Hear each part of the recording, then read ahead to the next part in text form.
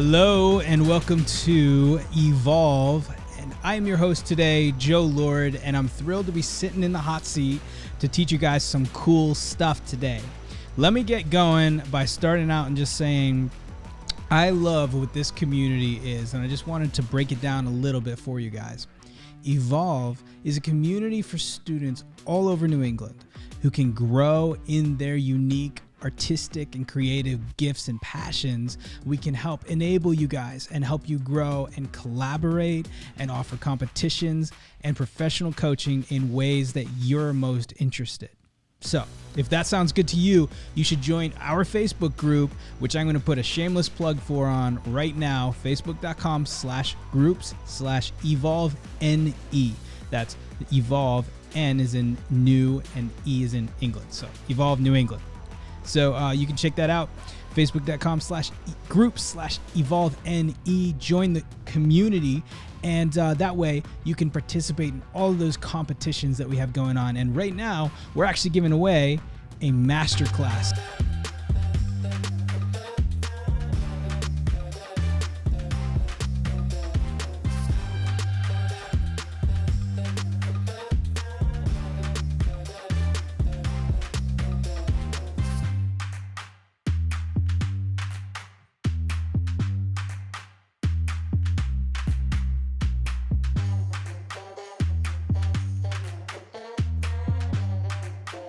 That's right. So you got to join our Facebook group in order to enter to win.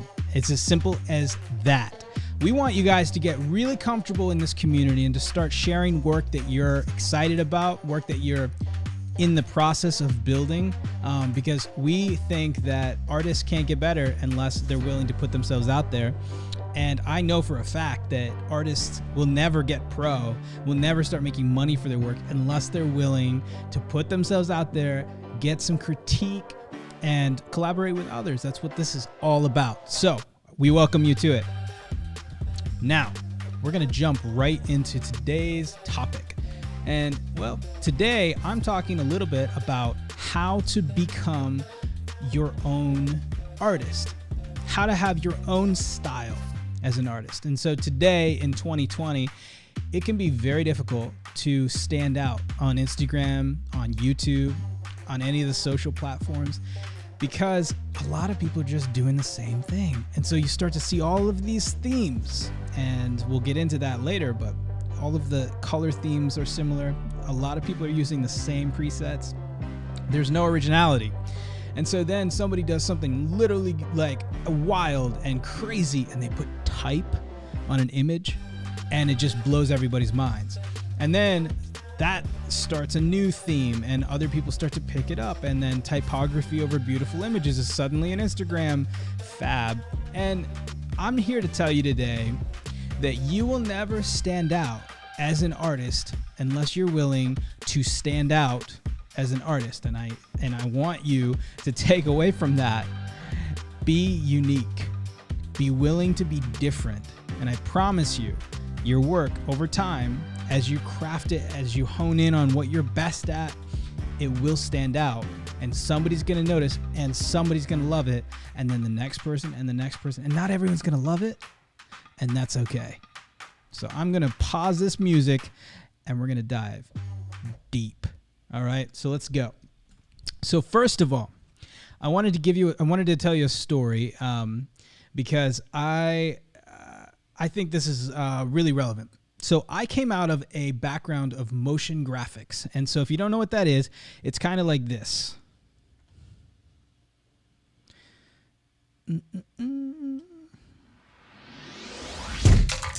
motion graphics are all of these cool typography, slides and moving type and all these awesome shapes and lines and pictures and videos. Right? It looks pretty cool. And by the way, shameless plug, Evolve Awards in August on the 23rd, live from Burlington, Vermont. So I'm a motion graphics designer by trade. And when I was in college, I loved to and I still do, make all of these original motion graphics, loops and animations and different openers, play around with typography, etc. Nobody was doing that on Instagram at all when I was in college. And Instagram was just pictures. It was entirely visual at the time with beautiful photography and landscapes and portraits, etc. Nobody was really doing video, even though it was allowed on the platform, and nobody was doing motion. And if I had taken my skill and what I was the best at, and I had used Instagram in a different way than everybody else was, I guarantee that my profile would have exploded. It would have been so much bigger. And I learned the hard way when actually a friend of mine, who is a 3D motion graphics artist, made this really cool 3D animation. You may recall it was this giant Grim Reaper over the San Francisco Bay.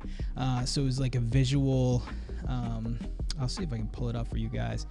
It was like a visual effects kind of thing. So let's see, what do we got here? I think it's pretty cool, so we're gonna check it out. There we go.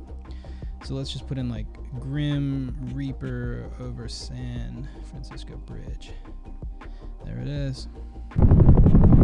Very cool. Okay, so obviously this is visual effects. That didn't actually happen. And I show it to you because it's unique. Nobody else had done anything like that. Taking a real world scenario on Instagram, I should say. That happens in the movies all the time. We may have seen something like that on YouTube. But nobody had used Instagram in a visual effects kind of way. And so this guy, I forget his name. Just Google what I Googled, you'll find him. He found a way to all of a sudden stand out. And millions and millions and millions of people watched that and shared that and thought it was awesome. And it went viral. And now he has at least 1 million followers, which isn't the goal. The goal isn't to have 1 million followers. The goal is to stand out, because you want all of your hard work that you've put hours and hours and hours, blood, sweat, and tears into, and you want it to resonate with somebody. You want it to make a difference. You want to make money from it. There's nothing wrong with that. And so, in order to do that, you need to stand out. So, how do you stand out? Well, in 2020, on social media, it's really hard to stand out. You have to do stuff that nobody else is doing. You have to do stuff that's really authentic, really true to yourself. One of the things that I started to do was I stopped worrying about trends. And when I say trends, I don't mean a trending hashtag per se, although there's definitely some of those. What I say, or what I mean when I say a trend, is everybody starts posting. This is a good example. The follow me Instagram.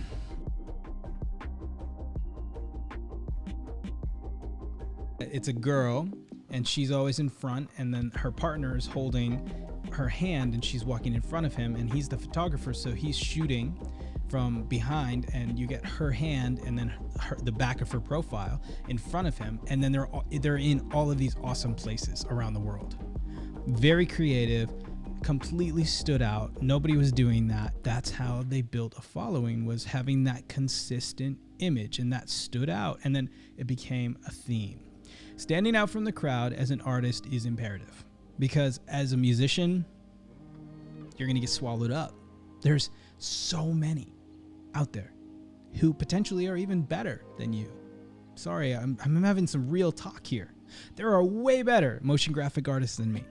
There are way better photographers and videographers and musicians and vocalists and performers.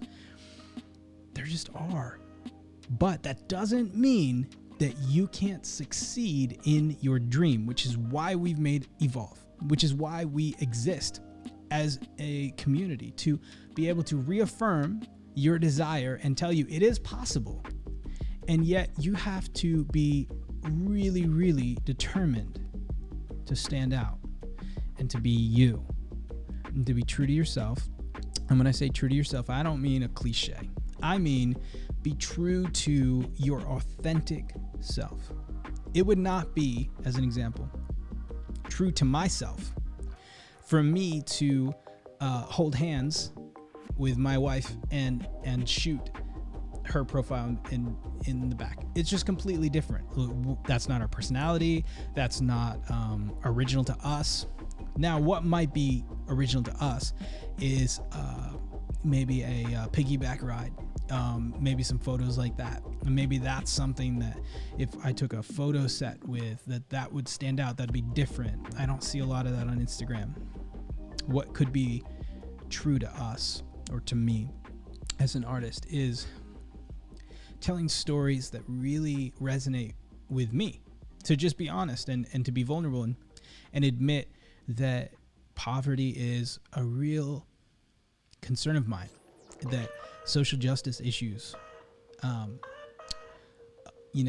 like such as human trafficking or Black Lives Matter, social justice issues from every area, every corner of the world, those are meaningful to me. And so if you give me a story to tell about something like that, man, I'm going to make something wild and I'm going to do it really intentional, and it's going to stand out because I'm going to put my heart, my soul, and everything into that story.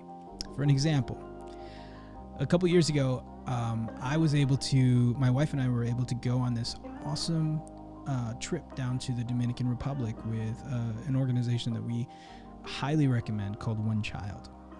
And One Child is all about choosing a child who is in poverty and needs your help and focusing in on that one instead of just donating to a general nonprofit or a charity somewhere and just giving your money. You actually have the opportunity to build relationship with the child who you are supporting in often cases a third world country, and sometimes just developing nations or children who just don't have anything. And so we had the privilege of building relationships with our two boys, Jordani and Jeremy, who live in the Dominican Republic. And One Child offered us the unique opportunity to be able to go down and meet our kids who we'd been corresponding with through the mail and sent them things, and they knew exactly who we were when we got there. It was so wonderful, and my heart was racing so much because I'm a storyteller, and when a story strikes that really resonates with my heart and it's a meaningful story, I can't help but go into creator mode. And I'm going to get a camera and I'm going to get a script and I'm going to start jotting down notes and I'm going to get a voice recorder and I'm going to start developing content. And then when I'm back in the studio, I'm going to start putting it all together and build this beautiful story that's going to resonate with people and help my children, Jordani and Jeremy, our sponsored children, their stories be told and help other children like them have their stories develop and eventually maybe be told. But many of the vast majority of kids will never have their stories told. But mine had their stories told because I'm a creator and that's what I do. And I wanted all of these other kids to be able to have sponsors as well.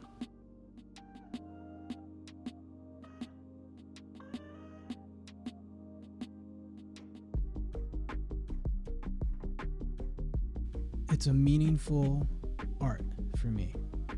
And I would say in order to stand out, in order to get recognized in the chaotic, oversaturated, super busy news feeds that we all enjoy every day, in order to stand out, you got to be different.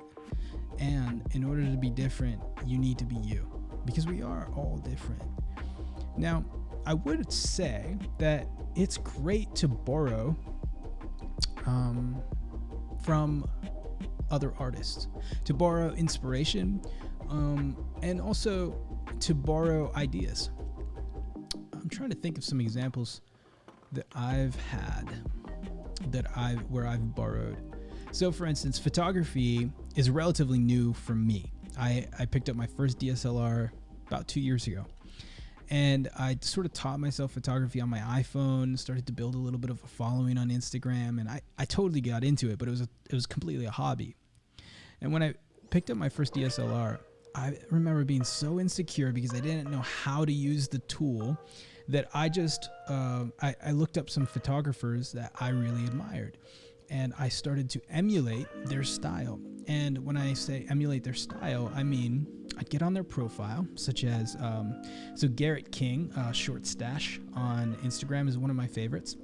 He's very true to himself and stands out, and he's an incredible photographer.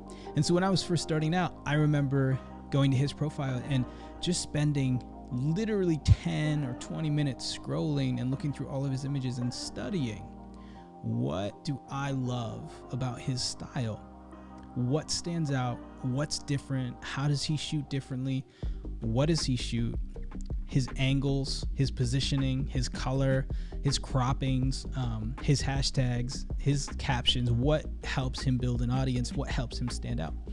And I started to do it myself, and I started to notice that when I cropped it in the native Instagram 4x5 crop, I'd get more likes than when I did a square image that was directly copied from other content creators who I admire.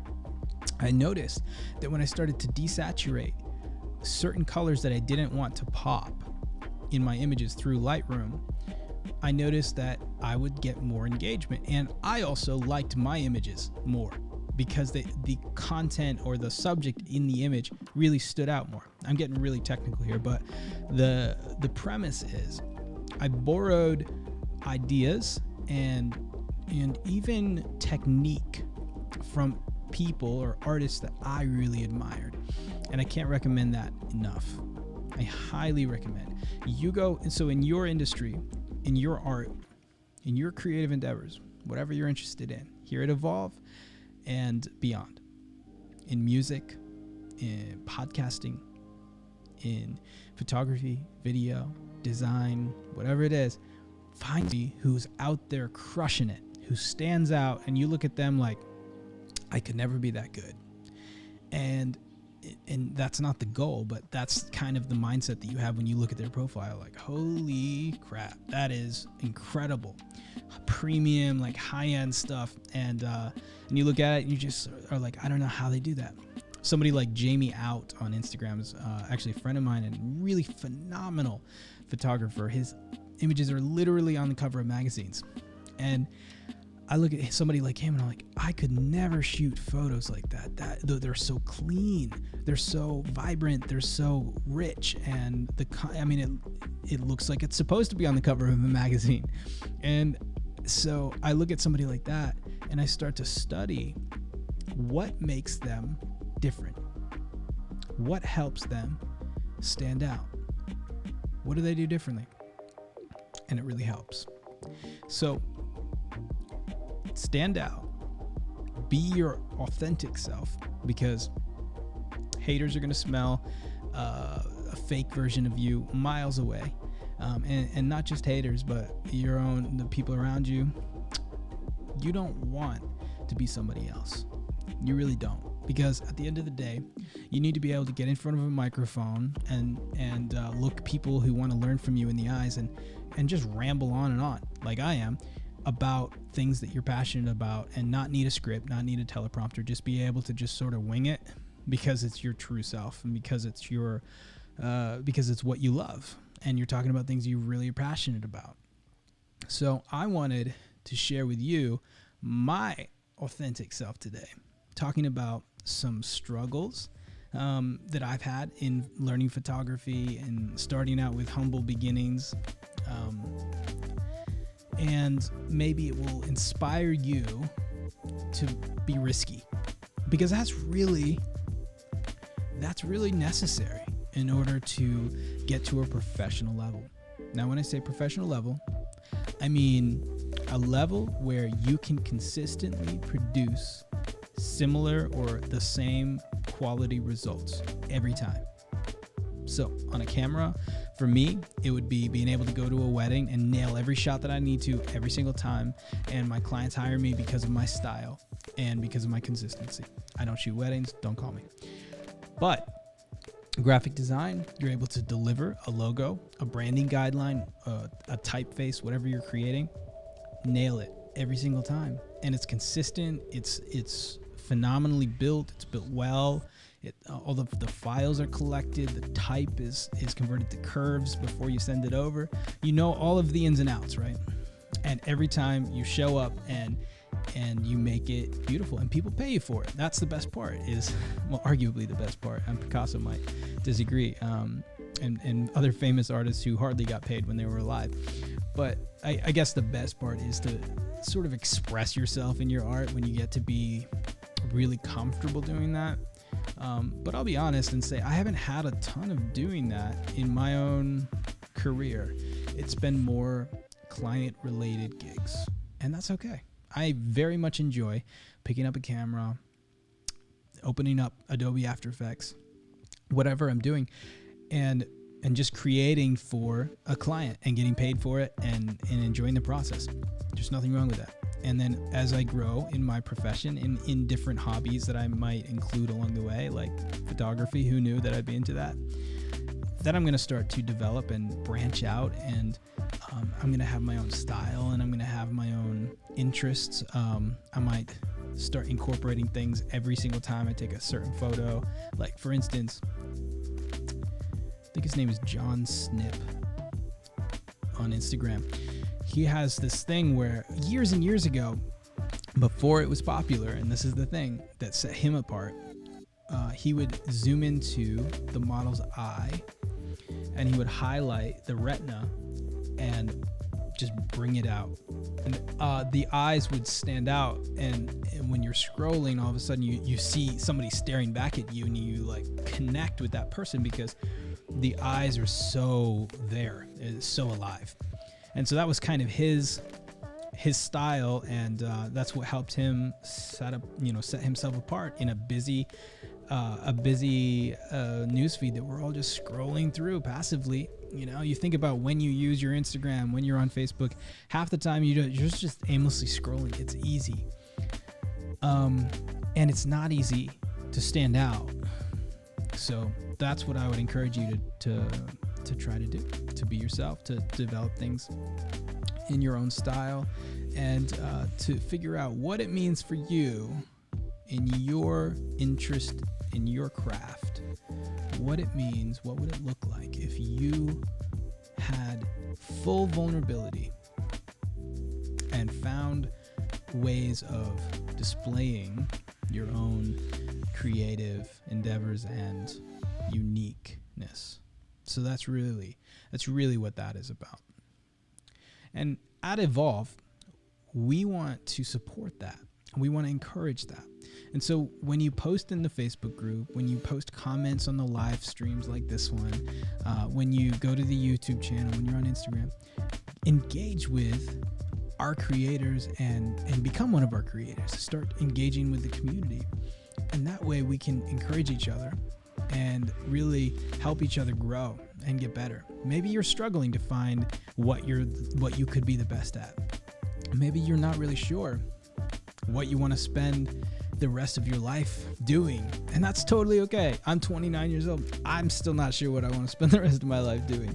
But most people go to college, or I would say a large majority of the people go to college and try to figure it out when they're there. That's really expensive. And so I'm hoping with this community, we can sort of help students figure out if they want to go to college or if they even need to go to college, just by joining our community and playing around with different creative outlets. Just try something. You don't need the fanciest DSLR camera in order to start learning photography. In fact, I would argue you would be better off to not, because then you're just learning a tool, not the technique. And the difference is you could use the newest iPhone or the iPhone 6. And both of them can take amazing photos. I know that because I had both of them. And I actually grew, I would say, up to about 10,000 followers on my Instagram account, at Joe Lord, another shameless plug. And I grew to about 10,000 followers just having an iPhone. And that was before the iPhone 7, 8, 9, and whatever we're on, 11. Like, this was way back. And so the images were pixelated and the color wasn't great.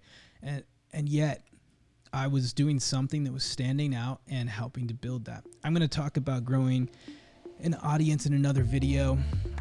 I'm going to talk about whether you should go to college or plan for college, I think, in another video. Those are two big topics that I don't want to branch out too far into today. But I guess I would leave you with this thought. There's only one you.